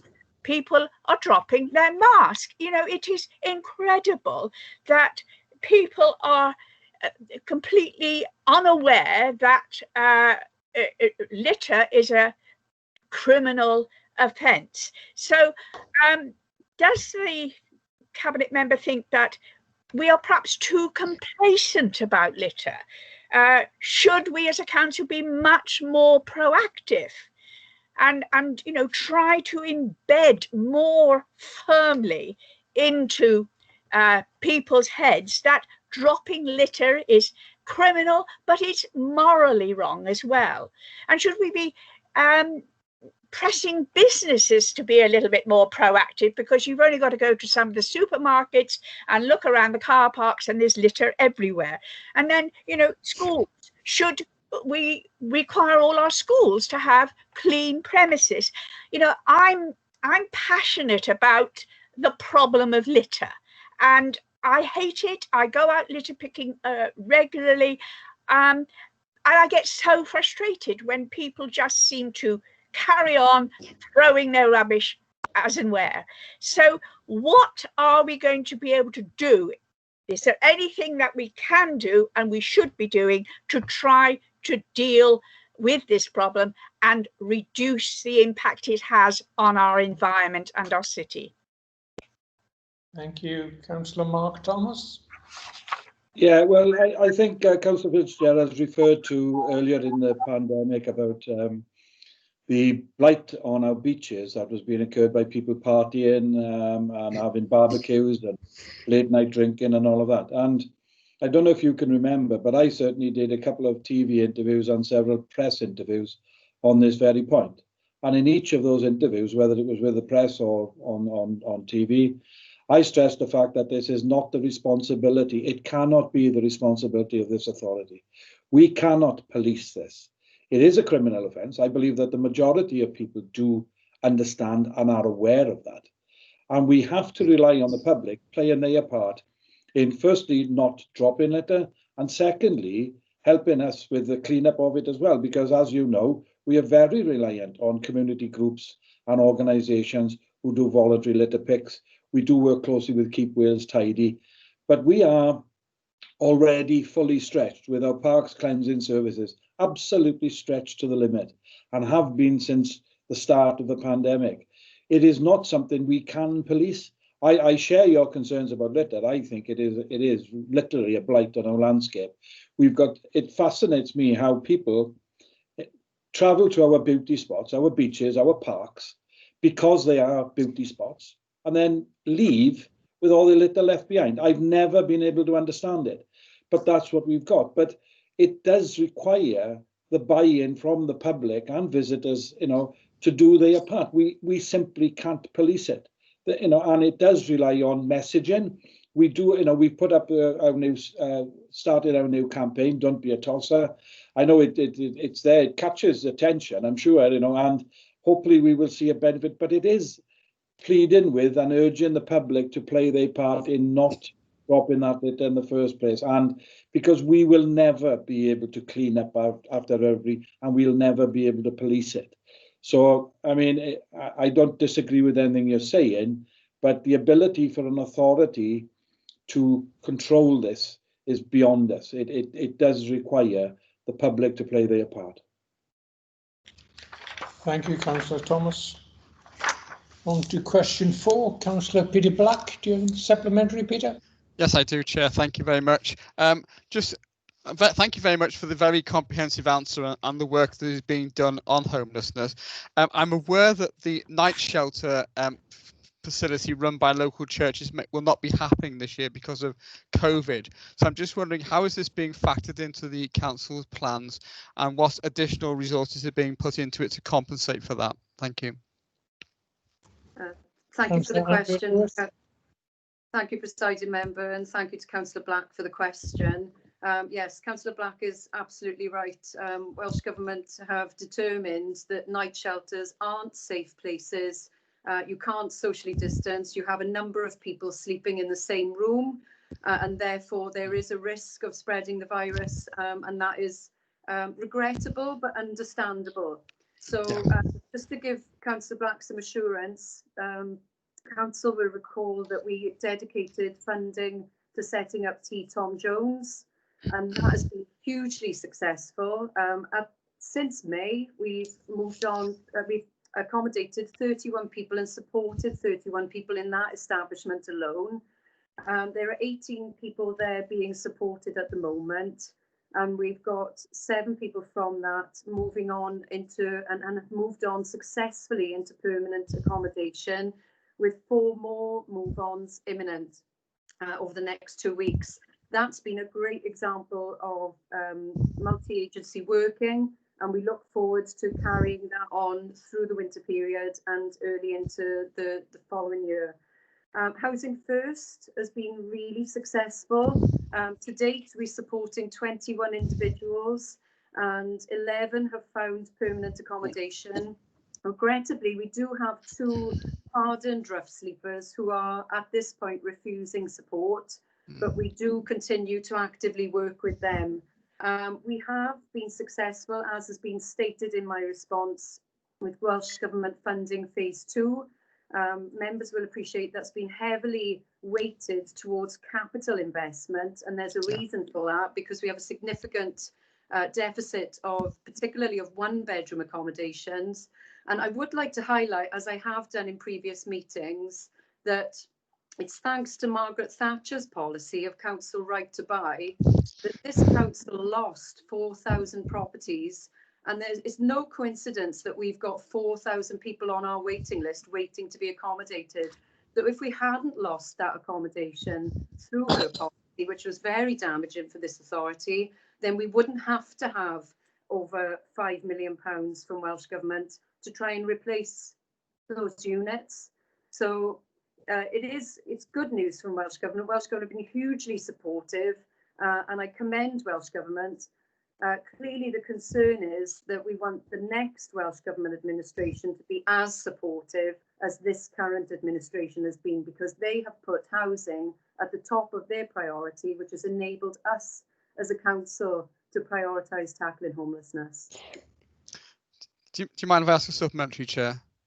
Yes, okay, Peter. Yeah, one of the reasons why the church's night shelter is so successful is because it's supplemented by very effective outreach work. I'm just wondering, to what extent is that outreach work possible under the current conditions?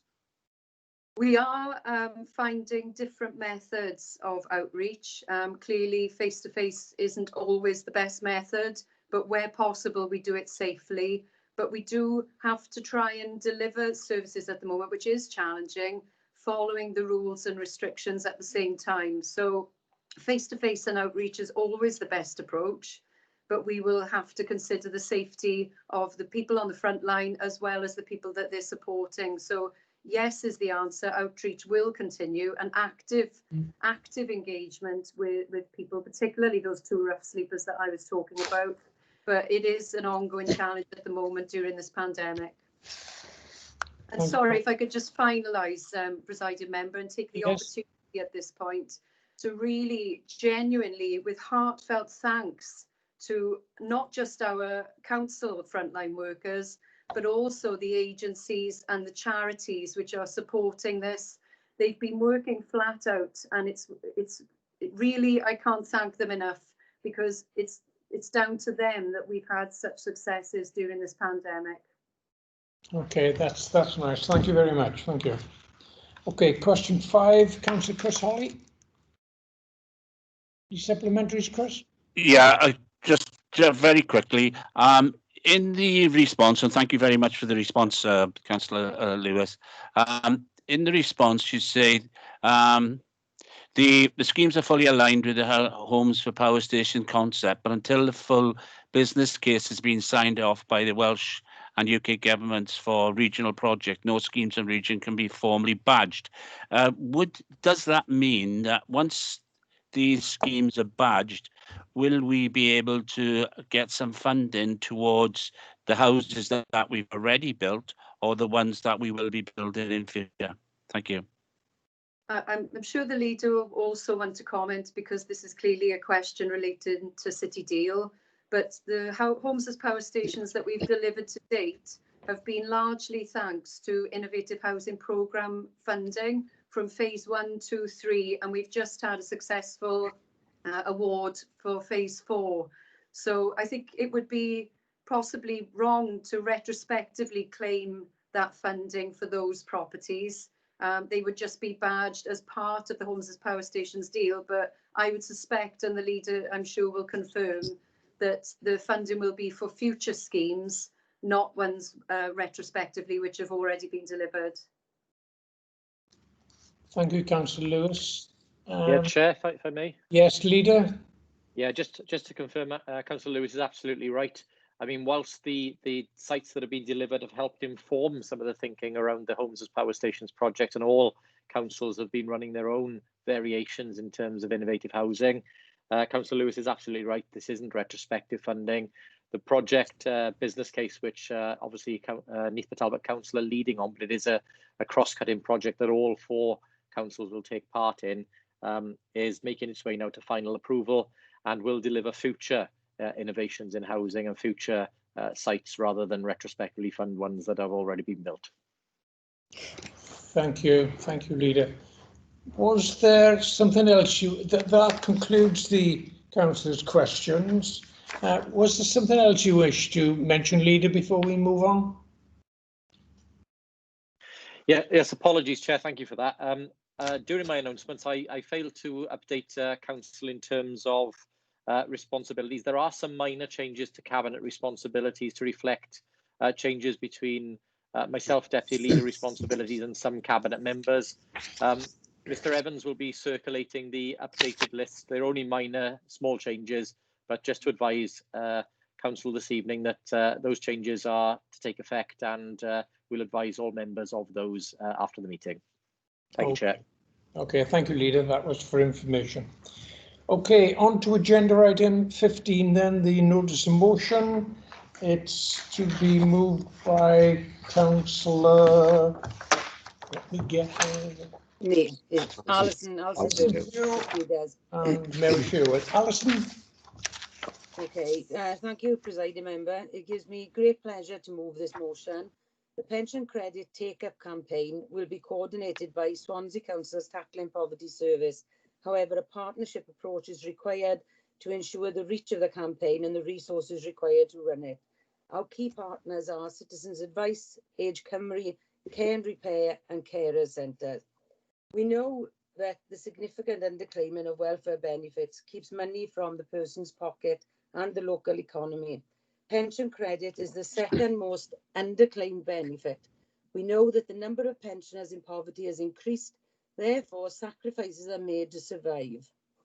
Since the 1st of August this year, people over 75 now face the annual charge of £157 for a TV licence.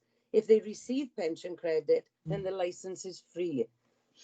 Now, you all have the motion before you, and I thought I would give you an example of a gentleman that we came across very recently as a current ongoing claim our welfare rights team are helping with. We recently came across this elderly gentleman who lives in his own home with his son who has learning difficulties. The law says the amount of pension credit for a single person is £173.75 a week, and for a couple, £265.20 a week. This man was receiving £150 a week state pension with no other benefits, no other income, and no savings. Plus, there was no income for his son at all. The welfare rights team secured the pension credit claim guarantee of £23.75 a week. This then allowed a council tax reduction of £28.62 a week, a free TV licence, and fringe benefits of healthcare such as help with dental care, glasses, and hospital benefits. This man is now £52.37 a week better off.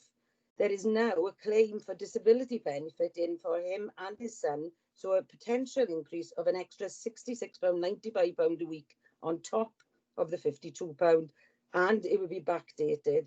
This is life-changing. We need this campaign, and our residents need this campaign. So I'm very happy to put this forward, and so move the motion, presiding member, please. Thank you, Alison. It's to be seconded by Councillor Mary Sherwood. Yes, thank you, presiding member. I want to remind members that, as we know, the people on the lowest incomes and older people tend to shop locally and spend their money supporting local services. Hairdressers, garages, tradespeople, hardware stores and other small local businesses enjoy more trade when people have the cash to spare, not to mention cafes and restaurants. We were all urged during August to eat out to help out, to spend some money enjoying a meal in order to keep the economy moving. Well, I'm asking people in Swansea of pensionable age to please find out to help out, find out what additional income you might be entitled to, because even if you feel you are managing, we really need you to have more cash in your pocket. If you're over pension age and on a modest income, you will have a lifetime of budgeting skills and coping strategies. Maybe you're keeping the heating turned down, maybe you're having smaller meals or fewer treats. And one thing about lockdown is, in some ways, it's easy to save money. We're not getting taxis to meet up with friends. There are no social events to buy gifts for or to travel to. And I'm sure that you, like many older citizens all over the UK, are coping very well right now on modest budgets. But I ask you to please consider what you could do with a little more money. Perhaps grown-up children or grandchildren could do with some additional help. Perhaps friends and relations having fallen on hard times themselves could really use your support. Perhaps the local food bank or other charities supporting those worse off than you could benefit from a donation. Perhaps the home repairs you've been putting off for many years could help a builder to keep the wolf from their family's door. Please find out to help out. Many people think they couldn't possibly be entitled to pension credit, but they may be surprised. Even if you have another pension, you might still qualify. As Councillor Pugh has just mentioned, someone who is getting a state pension may still be entitled to additional pension credit top-up. If you have substantial savings, you might still be eligible, and you can own your own home and still be eligible. You may have been told that you don't qualify for pension credit and then have been awarded some disability benefits. And although the disability benefits will have increased your income, they actually might have also increased your eligibility for pension credit. So please find out. As Councillor Pugh has mentioned, the government says that the minimum amount a single person over pension age should have is £173.75 a week. And you may think that you don't need this, but local shops and businesses need you to have it. And when lockdown lifts and we can socialise again, you could treat others to a meal out or a few extra Christmas presents. Eating healthily can be expensive, but it could keep you out of the doctor's surgery or even the hospital in future. And so could exercise classes and massages and other things that keep your body and mind in good shape. If you're managing a long-term health condition, the level of pension credit could rise to £240.70 per week. Not only that, but if you get pension credit, there are other things you can get even more financial support with, some of which Councillor Pugh has mentioned. These include housing costs and council tax. Please don't wait until something unexpected happens and then find out you've been missing out for years. Find out now. Others are claiming this money and finding it makes a huge difference to their lives. They're living in warmer homes, eating better, and lockdowns permitting, of course, are able to get out and about and enjoy hobbies and meet with others. It's only fair that you have these opportunities too. This campaign is not only about pension credit, although of course that is at the heart of it. Welfare rights advisors will be able to look at the whole household situation and see where you might be missing out. Disability benefits are underclaimed, so is attendance allowance. If you cease getting carer's allowance when you reach 65, you can still be classed as a carer and you might be entitled to more cash as a result. In a recent case, a couple over 70 with disabilities saw their income nearly doubled by our welfare rights team. Some of us here in Swansea Council really do understand how stressful and miserable it is to have bills mounting up. We understand how hard it is for older people to see younger family members, friends and businesses struggling through these difficult times. And we want everyone to be getting all the income they possibly can to be able to care for themselves well, help each other out, support the local economy and enjoy the best life they can. So I of course urge all members here to please support this motion. Let's get this pension credit campaign running, and then once the campaign begins and information about how to seek advice is made public, do all you can to encourage those over pension age to get in touch. Thank you, Presiding Member. Thank you, Mary. Councillor Chris Holly. Thank you very much, Presiding Member. Great pleasure in supporting this notice of motion. I can't say anything better than what the proposer and seconder have actually said. You know, they've said it all. The only thing I'd like to know is when this starts, if we can have a report back to tell us how it's working and how fundamentally how we as elected members can help this process, because I think it's all well and good having the banners and the various other apparatus of advertising, but I think one of the other things is encouraging members, elected members, to get involved in the wards and in groups when they eventually can go back to actually to meet with other groups within the wards, like the Bowls Club or the Derby and whatever they are, and encourage people to go along and see whether or not they can claim this extra money. As I say, if we can have a report back, I think that would be excellent, and encourage everybody to get involved. I have no problem in supporting this notice of motion. Okay, thank you, Chris. Councillor Lyndon Jones. Yes, Presiding Member, very happy to support this motion. I think it's vitally important that anybody who's entitled to benefits gets them, and I think it's beholden on us all really to make sure that actually happens. And that really goes for any benefit, not just this benefit, but this is vitally important because, as we just heard, that money will be spent locally as well, and it will help the local economy too. So double win. Okay, good. Nobody else indicating? Nobody wishes to speak against it? Do you want to come back, Alison, sum up? Is it all right? Yes, yeah, I think there was someone trying to speak then. Yes, I'm trying to speak. Yeah, if I may, can I have? Yes, I think this is wonderful. I've got two people. I've got somebody of 91 who I used to work with, and a son. Oh no, who's speaking now? Sorry, it's Linda. Oh, okay, Linda, you hadn't indicated you wish to speak. Go on then. You're muted at the moment. You're muted, Linda. Okay, sorry about that. I'm having problems with my technology. All I want to say, please, can I have some more information? I've got a 91-year-old who's desperate, who's got a 61-year-old son who's in hospital, and they're both in awful straits, and I don't know how to help them. So please give me more information. I think this is a wonderful scheme. Thank you. That's all. Thank you, Linda. All right, Alison. Yes, thank you, Presiding Member. Linda, yes, absolutely. I'll get in touch with you. I'll tell you how to get the help, no problem. Thank you, everybody, for supporting this motion. I'm very, very grateful. And yes, Chris, you know, there is going to be a sort of 6 to 9 month campaign. We know it's going to, from past experience, it's going to take about 3 months to really sort of gather momentum and get going. And of course, yes, we will keep everybody updated, and we definitely will be sharing with all councillors on to promote in the communities and everything. So on that note, yeah, you know, I'd like to put the motion forward then, Presiding Member, please. Thank you. Thank you very much. So is anybody against the motion? No. Is anybody abstaining from voting on the motion? Can those of you for the motion please indicate? Aye. Aye. Aye. Thank you very much. Thank you all. That concludes our agenda. I declare the meeting closed. Thank you very much. Stay safe. Thank you. And you, thank you very much. Thank you all. Thank you. Goodbye all. Thank you.